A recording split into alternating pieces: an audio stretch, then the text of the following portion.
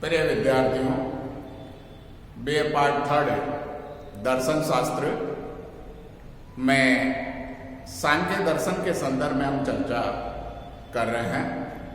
सांख्य दर्शन में पिछले वीडियोज में विकासवाद की हमने चर्चा की थी कि प्रकृति और पुरुष के सानिध्य के द्वारा प्रकृति और पुरुष के सन्निधि या संयोग के द्वारा जो है इस जड़ जगत का विकास होता है। और जड़ जगत का जो विकास होता है उसके सामने जो है मूल प्रश्न उठकर आया था कि जगत का विकास कौन करता और क्यों करता है। प्रकृति जड़ जगत का विकास करती है या पुरुष जड़ जगत का विकास करता है। और वहां हमने देखा था कि प्रकृति जड़ जगत का विकास करने में असमर्थ है क्योंकि वो अचेतन है, उसका अपना कोई लक्ष्य नहीं होता है। अचेतन वस्तु का अपना कोई उद्देश्य नहीं होता और बिना उद्देश्य के किसी वस्तु का निर्माण या उसकी उत्पत्ति संभव नहीं है। दूसरी बात है कि क्या पुरुष जो है जड़ जगत का निर्माण या विकास करता है, तो वहां भी हमें देखने को मिलता है कि पुरुष चेतन अवश्य है परंतु निष्क्रिय है। और निष्क्रिय होने के कारण पुरुष जो है जड़ जगत के विकास में अपना कोई योगदान नहीं देता है। कारण क्योंकि उसका अपना कोई लक्ष्य नहीं है, निष्क्रिय है। और साथ में वो जो है माना गया है कि वो नित्य मुक्त है। जब वो नित्य मुक्त है तो वो सांसारिक जगत में भाग ही नहीं लेगा, और भाग नहीं लेगा तो वो विकास के कार्यों में या उत्पत्ति में अपना योगदान नहीं निभाएगा। तो ऐसी स्थिति में हम देख रहे थे कि वास्तव में जड़ जगत का विकास कैसे होगा। उस जड़ जगत के विकास को समझाने के लिए प्रकृति और पुरुष दोनों की आवश्यकता महसूस की और दोनों के संसर्ग की चर्चा की गई और बतलाने का प्रयास किया कि प्रकृति और पुरुष दोनों का अपना एक उद्देश्य है, जिसके कारण जो है प्रकृति और पुरुष जो है जगत का विकास करते हैं। और उसके अंतर्गत हम देखते हैं कि प्रकृति का जो उद्देश्य है वो दर्शनार्थ है और पुरुष का जो उद्देश्य है वो केवल्यार्थ है। इसका तात्पर्य कि प्रकृति जो है अपना स्वरूप दिखलाना चाहती है, दर्शन कराना चाहती है, और पुरुष जो है मोक्ष की प्राप्ति करना चाहता है। दोनों के अपने उद्देश्य हैं, इसलिए मोक्ष की प्राप्ति करने के लिए पुरुष जो है प्रकृति के निकट आता है। और प्रकृति जो की मोहात्मक शक्ति होने के कारण, आकर्षण की शक्ति होने के कारण पुरुष को अपनी ओर खींचती है। और जैसे ही पुरुष के निकट प्रकृति के निकट पुरुष आता है तो प्रकृति की साम्यावस्था भंग हो जाती है। और साम्यावस्था भंग होने के बाद में प्रकृति विकास की प्रक्रिया प्रारंभ कर देती है। और विकास की प्रक्रिया प्रारंभ करने के बाद में वो जो है हम प्राय देख रहे थे कि 25 तत्वों के द्वारा जो है विकास के अंतर्गत जो है पंच महाभूतों की उत्पत्ति होती है और पंच महाभूतों के बाद में जीवों का विकास होता है। ये विकासवाद के रूप में हमने देखा। अब प्रश्न उठता है कि पुरुष का लक्ष्य मोक्ष की प्राप्ति है तो बंधन क्या है, पुरुष बंधन में कैसे पड़ा और पुरुष को मोक्ष की आवश्यकता कब पड़ी। मोक्ष का स्वरूप क्या है और बंधन का स्वरूप क्या है, बंधन की अवस्था किसको कहेंगे और मोक्ष की अवस्था किसे कहेंगे। मोक्ष की प्राप्ति जो है किन साधनों के द्वारा जो है पुरुष को प्राप्त हो सकती है और मोक्ष के प्रकार कैसे होंगे, उन सब के संदर्भ में हम चर्चा करें। तो सबसे पहले देखिए कि संसार में हमने ये देखा, सांख्य दर्शन का जो प्रारंभ बिंदु हमने देखा था, वहां देखने को मिला था कि संसार में दुख ही दुख देखने को मिलते हैं। संसार में सर्वत्र दुखम का जो भाव है, जो बौद्ध दर्शन में बतलाने का प्रयास किया है, उसी तरह से सांख्य दर्शन का जो प्रारंभ है वो भी दुखों के साथ में होता है। और दुख को 3 भागों में सांख्य दर्शन में बांटा गया था। आध्यात्मिक दुख है, आदि भौतिक दुख है और आदि दैविक दुख है। 3 प्रकार के दुखों की बात हमने की थी, आध्यात्मिक दुख, आदि भौतिक दुख और आदि दैविक दुख। 3 प्रकार के दुख जो है अर्थात संसार में दुख है तो दुख है तो इन दुखों को दूर कैसे किया जा सकता है, इन दुखों का समाधान कैसे किया जा सकता है। और समाधान के रूप में हमने कहा था कि आत्यांतिक निवृत्ति, आत्यांतिक निवृत्ति कि जिसकी एक बार निवृत्ति होने के बाद में पुनरावृत्ति की संभावना न हो, उसे ही हम मुक्ति की अवस्था कहते हैं, मोक्ष की अवस्था कहते हैं, बंधन से छुटकारे की अवस्था कहते हैं। तो भारतीय दर्शन के अंतर्गत सांख्य दर्शन जो है प्रारंभ से ही दुखों की चर्चा करता है, और दुखों के जब दुख है तो दुखों से छुटकारा पाने का प्रयास भी वो योग के साधनों के माध्यम से करता है। तो दुख है तो दुख क्या है? दुख ही बंधन का मूल कारण है। दुख किसके कारण उत्पन्न होते हैं?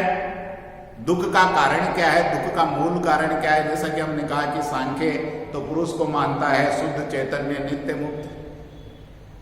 जब पुरुष शुद्ध चैतन्य नित्य मुक्त है और जब सांसारिक जगत में वो भाग लेता ही नहीं है, तो उसे दुख कैसे हुआ? दुख की अवस्था कैसे उत्पन्न हुई? कब उसे ये ज्ञान हुआ कि मैं दुखी हूं, जिसके कारण उसे मोक्ष की ओर आगे बढ़ने का प्रयास किया या मोक्ष की आवश्यकता उसे महसूस की? तो प्राय में देखे हैं कि पुरुष जो है नित्य मुक्त शुद्ध चैतन्य स्वरूप है, और प्रकृति क्या है? मोहात्मक है, अज्ञान का कारण। पुरुष ज्ञान स्वरूप माना गया है और प्रकृति को क्या माना गया?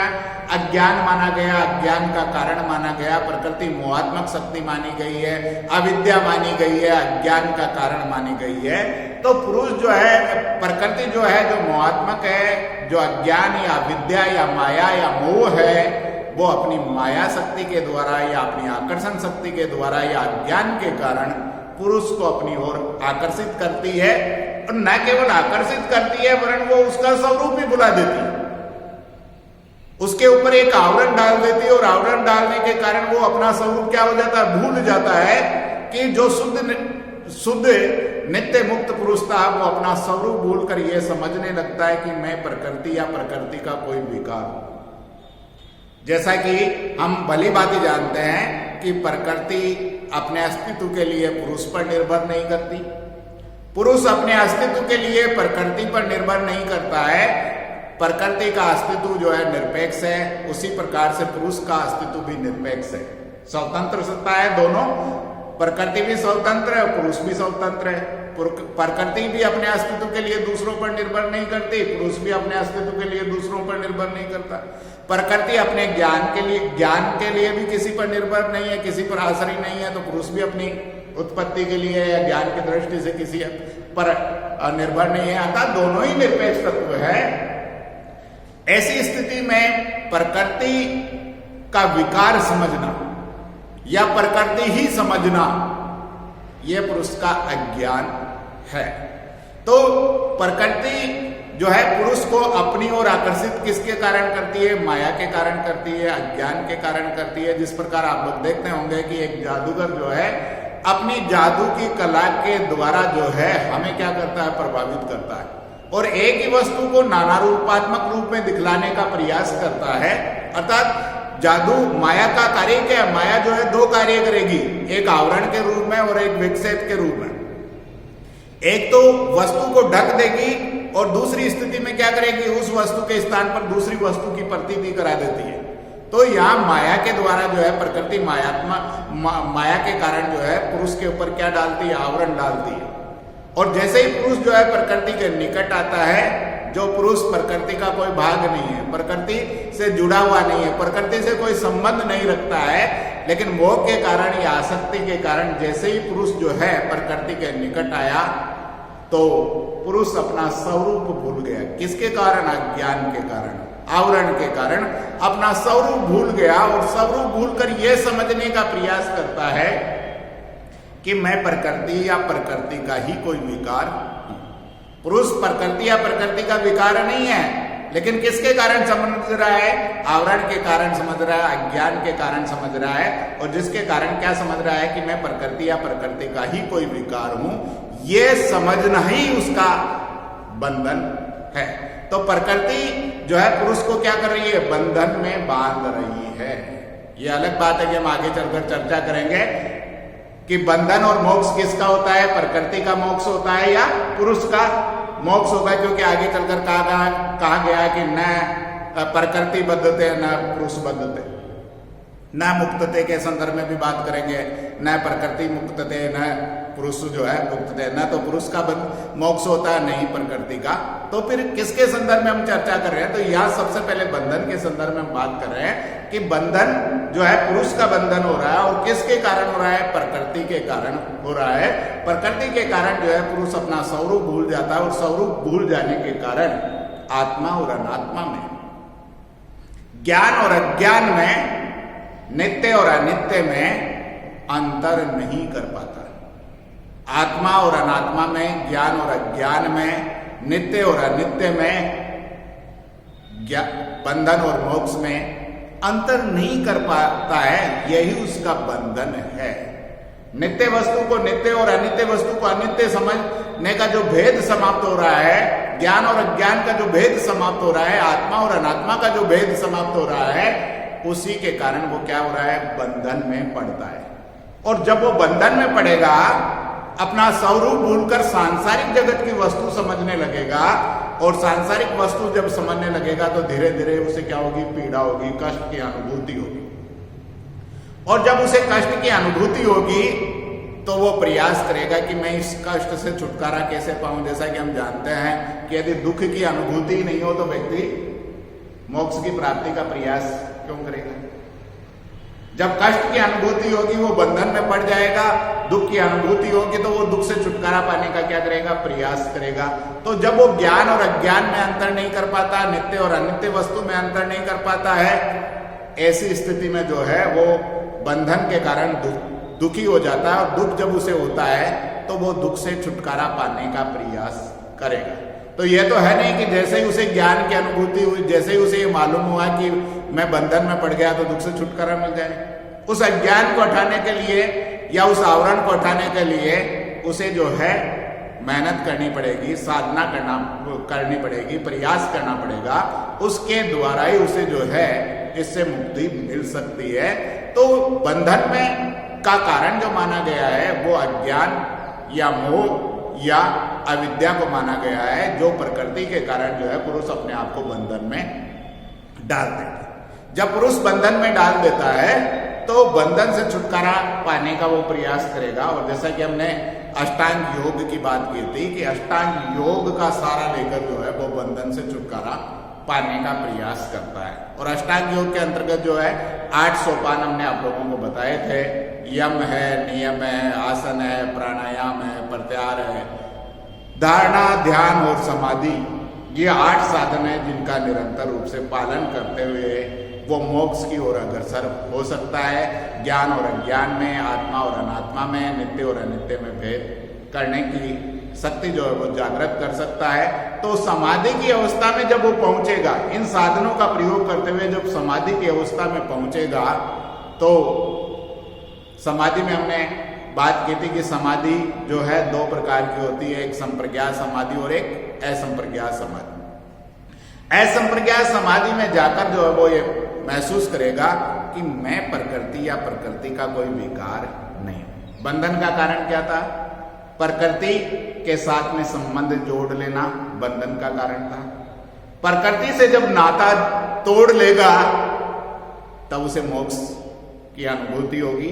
तो बंधन दोनों का संयुक्त होना है और दोनों का अलग हो जाना मोक्ष के रूप में जाना जाता है। तो वेदांत दर्शन के संदर्भ में और सांख्य दर्शन के संदर्भ में यदि बंधन के संदर्भ में हम चर्चा करें तो सांख्य दर्शन का बंधन और वेदांत का बंधन में अंतर देखने को मिलता है कि दोनों को अलग समझना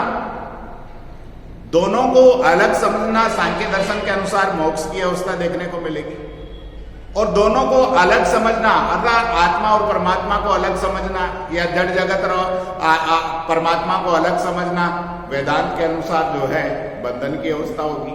तो यहाँ दोनों वेदांत जो है ये मानने का प्रयास करता है कि आत्मा और परमात्मा एक ही है, वो जो है मोक्ष की अवस्था है। और यहाँ जो है प्रकृति और पुरुष को एक समझ लेना बंधन की अवस्था है। तो दोनों स्थिति हमें देखने को मिलती है कि वेदांत दर्शन और सांख्य दर्शन एक दूसरे के विपरीत है। एक दोनों के एकता के भाव को जो है मोक्ष समझ रहा है, और या दोनों का एक हो जाना, प्रकृति और पुरुष का एक हो जाना बंधन की अवस्था है, जो मोह के कारण, अज्ञान के कारण हो गया। और जब पुरुष अपने स्वरूप को जानेगा और ये समझने लगेगा कि मैं प्रकृति या प्रकृति का कोई विकार नहीं हूं, यह उसकी मोक्ष की अवस्था होगी। और मोक्ष जो है कि मोक्ष की जो अवस्था जो मानी गई है वेदांत दर्शन के अंतर्गत, जो है सांख्य दर्शन के अंतर्गत जो बात हम करेंगे, तो दो प्रकार के मोक्ष के संदर्भ में वहां चर्चा देखने को मिलेगी, एक जीवन मुक्ति और एक विदेह मुक्ति। दो प्रकार की मुक्ति की बात हम करेंगे। तो नेक्स्ट वीडियो के अंतर्गत जो है हम मुक्ति के संदर्भ में बात करेंगे, मुक्ति किस प्रकार से होती है, मुक्ति की अवस्था क्या होगी। तो आप लोग जो है वीडियो नियमित रूप से देखते रहे, वीडियो को लाइक करें, सब्सक्राइब करें, अपने साथियों तक अधिक से अधिक पहुंचाने का प्रयास करें। धन्यवाद।